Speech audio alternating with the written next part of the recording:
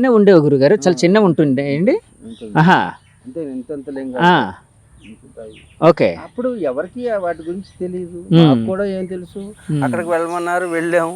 తర్వాత వాళ్ళు చెప్పారు అవి మామూలు లింగాలు కాదు ఇవన్నీ. గురుగారు మీరు అక్కడ వెళ్ళినప్పుడు అంటే ఈ ఒక కీకారణ్యం లాగా ఉండేది కదండి, అంటే చెట్లు అవన్నీ చాలా దట్టంగా ఉండేవి. తర్వాత మీరు ఇందాక చెప్పారు కదండి, ఆ ముళ్ళ చెట్లు అవన్నీ ఉండేవని. అక్కడికి ఎవరెవరు వచ్చేవాళ్ళు అంటే ఈ మత్స్యకారులకి అప్పుడు అది జీవనోపాధి. చిన్న చిన్న కట్లు కొట్టుకుని మోపు చేసుకుని ఆడవాళ్ళందరూ కూడా అమ్ముకుంటుండేవారు. నడవడానికి కూడా దారి ఉండేది కాదు. అలాంటి ప్రదేశంలో ఈనాడు ఒక మాత్రమైనటువంటి ఏవో ఏంటి బిల్డింగ్లు ఏవో కడుతుంది పెద్ద పెద్ద. అలాంటి శక్తి కేంద్రాలలో ఎక్కువ రోజులు ఉంటే ఏమవుతుందంటే ఆ శక్తి ప్రవాహం, ఇప్పుడు చూడండి మీరు దాన్ని కట్ చేసినప్పటికీ కూడా మీకు భౌతికంగా మాస్ని కట్ చేశారు కానీ దాని యొక్క పవర్ని కట్ చేయలేరు ఎవరు కూడా. ఇప్పుడు మీ వేలు ఉంది, ఇక్కడ కట్ చేసేస్తే ఈ వేలు మొక్కు ఉండదేమో కానీ మీకు ఇది కట్ చేసిన తర్వాత కూడా కొన్ని సంవత్సరాల వరకు నీ శక్తి ఇలా వెళ్తూనే ఉంటుంది. మీరు కెర్లిన్ కెమెరా అనేటటువంటి ఒక రష్యన్ కెమెరాతో కనుక ఫోటో తీసినట్టయితే మీ వేలు కట్ అయిపోయినా మీ వేలు కనపడుతూనే ఉంటుంది. కెర్లిన్ కెమెరా, కెర్లిన్ అనేటటువంటి టెక్నాలజీ తోటి ఒక రష్యన్ కెమెరా ఉంది. ఈ కెమెరాతో ఇప్పుడు నేను ఇక్కడ కూర్చుని మీకు ఉపన్యాసం చెప్తున్నాను. ఇది నేను వెళ్ళిపోయిన తర్వాత కూడా నా రూపం ఇక్కడ ఉంటుంది. శక్తి దీన్ని శక్తి రూపంలో అలా ఉంటుంది. దీన్ని ఆరా అంటుంటారు. ఈ శక్తి అంటే ఈ శరీరం కాకుండా, స్థూల శరీరం కాకుండా సూక్ష్మ శరీరం, కారణ శరీరం అని ప్రతి జీవికి 3 శరీరాలు ఉంటాయి. ఇప్పుడు ఆ కెమెరా దగ్గర నుంచి నీ దగ్గర నుంచి ప్రతి ఒక్కరికి సూక్ష్మ శరీరం అంటే ఈ స్థూల శరీరం, సూక్ష్మ శరీరం, కారణ శరీరం. ఈ అంటే స్థూల శరీరం అంటే భౌతిక పదార్థకమైనటువంటి ఈ పదార్థానికి వెనక ఒక ఎనర్జీ రన్ అవుతుంటుంది, శక్తి. ఆ ఎనర్జీని మీరేమంటారు? Energy power. ఎనర్జీ అంటే ఒక రకమైన శక్తి ఉంటుందన్నమాట. దాన్ని ఎథరిక్ బాడీ అంటారు. దాని తర్వాత కారణ శరీరాన్ని ఆస్ట్రల్ బాడీ అని అంటారు అన్నమాట. ఆస్ట్రల్ బాడీ అంటారు. ఈ 3 ప్రతి అణువులోనూ కూడా ఈ 3 ఉంటాయి. ఈ 3 యొక్క కలయికే.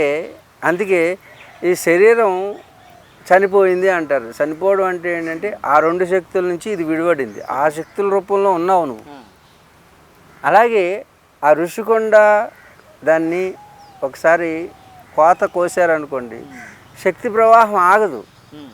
కాబట్టి ఆ మధ్యలో ఎవరున్నారో వాళ్ళకి ఎముకలు బలం తగ్గిపోవడం. ఇది చూడండి, రేపు గమనించండి. దాని మీద ఎక్కువ కాలం ఉంటే ఎముకల యొక్క పొటెన్సీ తగ్గిపోతుంది. శక్తికి ఆటంకం జరుగుతుంది. అందుకే దాని మీద ఎవరో కూడా తపశ్శక్తి సంపన్నులు మాత్రమే అక్కడ ఉండాలి. తపశ్శక్తి లేని వాళ్ళకి అనుభవపూర్వకంగా తెలుస్తుందిలేండి. ఎవరు ఉంటారో వాళ్ళని ఉండేవండి, మనకేం అభ్యంతరం లేదనుకోండి. ఇవ్వండి. ఈ శక్తి ప్రవాహం ఇలా జరుగుతుంటుంది త్రికోణ ఆకృతిలో. అలాగే వెర్టికల్ అండ్ హారిజంటల్ లెవెల్లో ఏ కేంద్రమైన ఇది ఎవరు చెప్పక్కర్లే. ఈరోజు ఆధునిక శాస్త్రవేత్తలందరూ కూడా ప్రతి ఒక్కటి కూడా ఆనాటి యోగులు ఋషులు చెప్పిన విషయాలను ఈనాడు అది సైంటిఫిక్గా ప్రూవ్ అవుతూనే ఉన్నాయి. ఇప్పుడు నేను చెప్పిన విషయాలు ఈరోజు రాసుకోండి. ఆ ఋషికొండ మీద ఏవైతే విహార కేంద్రాలు, విజ్ఞాన కేంద్రాలు లేకపోతే ఏవి పెట్టినప్పటికీ కూడా 1 రోజు 2 రోజుల కంటే ఏ వ్యక్తి అయినా అక్కడ నివసించినట్టయితే భౌతికమైనటువంటి మామూలు మనుషులు వాళ్ళ మీద చాలా ఆ శక్తి ప్రవాహం జరుగుతుంది. ఏ విధంగా అయితే ఒక యాటమ్ బాంబు వేస్తే ఏ విధంగా అయితే నాశనం చెందుతుందో అలాగే మన శరీరంలో కూడా ఆ యాటమిక్ పవర్ ఏదైతే ఉందో, ఆధ్యాత్మిక శక్తి ఏదైతే ఉందో, ఆ ప్రాకృతిక శక్తి ఏదైతే ఉందో ఆ మనుషుల్లో ప్రవహించి వాళ్ళకి జుట్టు ఊడిపోవడం. ముఖ్యంగా జుట్టు ఎందుకు చెప్తున్నాను, జుట్టు మనం చనిపోయినా చనిపోదు. అన్నిటికంటే శక్తివంది జుట్టు. యోగుల కింద జుట్లు ఎందుకు ఉంటాయంటే వాళ్ళకి శక్తి ఎక్కువ ఉన్నది అని అర్థం. ఇప్పుడు ఈ గడ్డ ఉన్నది, ఇప్పుడు లోపల మడత పెట్టుకున్నాను అనుకో, ఉక్క పెడుతుందని, దాన్ని వదిలితే ఇక్కడ వరకు ఉంటుంది గడ్డం. నిన్న మీ కెమెరాలో గడ్డం పెద్ద నువ్వు పెంచుకుందామన్నా ఒక 10 సంవత్సరాలు పెరగదు నీకు. ఎందుకంటే నీకు ఆధ్యాత్మికమైన ఆలోచన విధానం అంటే లోపల కెమిస్ట్రీ మారుతుంది. అందుకే యోగులకి ఇవన్నీ కూడా శక్తి కేంద్రాలు. అందుకే దీనికి చివరికి వచ్చేసరికి కోన్ ఉంటుంది. అలాగే ప్రతి జుట్టుకి అందరికీ కూడా కోన్ ఉండడానికి ఇవి శక్తిని తీసుకునే కేంద్రాలు, శక్తిని విడుదల చేసే కేంద్రాలు. నీకేంటి నాకేంటి ఎవరికైనా మీరు ఏం చేస్తున్నారో కట్ చేసేస్తున్నారు. అందుకే దైవం ఉన్నటువంటి స్థలంలో జుట్టు ఎందుకు ఇవ్వాలని అది ప్రత్యేకమైన ఒకటి పెట్టి అది ఇంకోసారి పెడదామండి దాని మీద. అవును, ఎముకలు ఎందుకు గంగా నదిలో కలపాలి, కృష్ణాలో కలపాలి, గోదావరిలో కలపాలి, ఇవన్నీ కూడా వెనక పెద్ద అపారమైనటువంటి సైన్స్ ఉంది. సైన్స్ కాదు, సైంటిస్టుల ద్వారా, మీలాంటి సిద్ధ యోగుల ద్వారా. సైంటిస్టులు చెప్పేది సైన్సు, సైంటిస్టులు చెప్పేది సైన్సు. సైన్స్కి ఏం తెలుసు అంటే ఇప్పటికి చంద్రమండల యాత్రే ఇప్పుడు పూర్తి చేయలేదు వాళ్ళు. ఇంకా అనంతమైనటువంటి విశ్వాన్ని ఏం చూస్తారు. అందుకే అంతరిక్షంలోకి వెళ్తే తెలుసుకోవాలంటే కొంతే, అంతరంగంలోకి వెళితే తెలిసేది అంతా. అంతరంగ ప్రయాణం చేసేవాడు ఋషి, అంతరిక్షంలో ప్రయాణం చేసేవాడు ఖుషి. ఖుషి కోసం అంటే ఏది కనిపెట్టినా వాడు ఈ శారీరకమైనటువంటి సుఖం కోసమే. ఇప్పుడు ఋషికొండలోనూ వాళ్ళు ఎవరైనా సరే స్టే చేస్తే వాళ్ళు యోగులు అయితే మాత్రమే ఆ శక్తిని ధారణ చేయగలరు.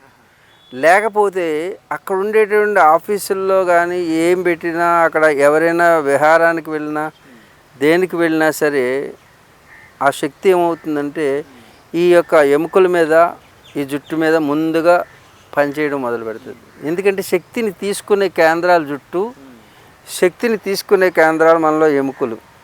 ఇవి మనం చనిపోయిన తర్వాత కూడా కొన్ని వేల సంవత్సరాల వరకు బ్రతికే ఉంటుంది డిఎన్ఏ లోపల. నువ్వు చనిపోయిన తర్వాత కూడా ఈ వెంట్రుక దొరికితే నీ యొక్క రూపాన్ని మళ్ళీ క్రియేట్ చేయొచ్చు. అలాగే డైనోసార్స్ని క్రియేట్ చేయడానికి చూస్తున్నటువంటి ఒక డిఎన్ఏ దొరికితే, వెంట్రుక దొరికితే చాలు, నీ పూర్వ రూపాన్ని కూడా తిరిగి తీసుకురావచ్చు. అందుకే మన పెద్దలు వెంట్రుకలు ఎక్కడ పడేయకండి, ఎవరు దొక్కుతారండి. అందుకే ఎముకలు గోర్లు ఎక్కడ పడేయకండి, పన్ను ఊడిపోతే ఎక్కడ పడేయకండి అని చెప్పింది. ఎందుకంటే దాంట్లో డిఎన్ఏ ఉంటుంది. ఆ డిఎన్ఏ కనుక ఎవరికైనా దొరికితే దాని మీద ఏదైనా మంత్రప్రయోగం కానీ, లేకపోతే దరిద్రుడు ఆ కాలు తొక్కితే, పిల్లి తొక్కినా లేకపోతే ఎలక తొక్కినా దాని యొక్క ప్రభావం మన మీద వరకు వస్తుంది. ఇదంతా ఒక సైంటిఫిక్ తెలియనటువంటి ఒక శక్తి ప్రవాహానికి సంబంధించిన విషయం, నిగూఢమైనటువంటి రహస్యం ఇది. ఆ రహస్యాన్ని మన పూర్వీకులైన ఋషులు తెలుసుకుని ఇప్పటికి సైన్స్కి ఇంకా అందాలంటే కొన్ని వేల సంవత్సరాలు పడుతుంది. ఎందుకు? చంద్రుడి మీద నీరు ఉన్నదని చెప్తున్నారే, ఆ నీరు ఉందని చెప్పింది ఋషులు ఎప్పుడో చెప్పారు. ఎందుకంటే చంద్రగ్రహం అంటే ఏంటి? జలతత్వం. మన యోగశాస్త్రంలో చంద్రుడు అంటే జలతత్వం అని ఎప్పుడో చెప్పారు. అర్థమైందా?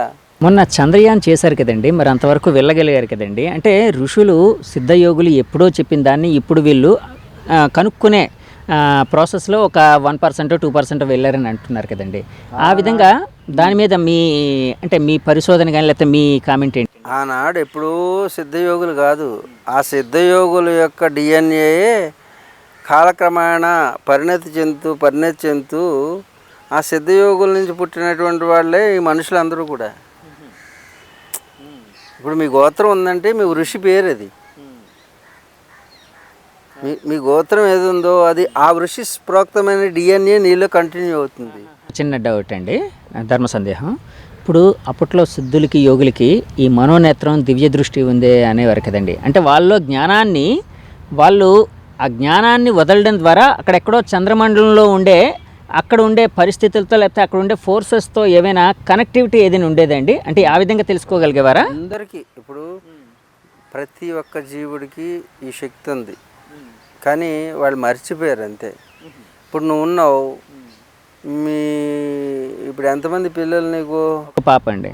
పాప ఎక్కడ ఉంటుంది? ఇప్పుడు స్కూల్లో ఉంటుంది. ఎలా చెప్పావు? లోపల రికార్డ్ గతంలో జరిగిన విషయాలు, ఇప్పుడు ఉన్నటువంటి సమయం, ఈ రోజు ఏంటి, ఆదివారం కాదు కదా, ఇవన్నీ క్యాల్కులేట్ చేసి నీ మైండ్ ఏం చేసింది వెంటనే చెప్పేసింది. కానీ నీ బుర్రలో ఎంతో క్యాల్కులేషన్ జరుగుతుంది. అలాగే ఋషులు ఇలా కూర్చుని దేవుడారా దేవుడారా అనరు వాళ్ళు.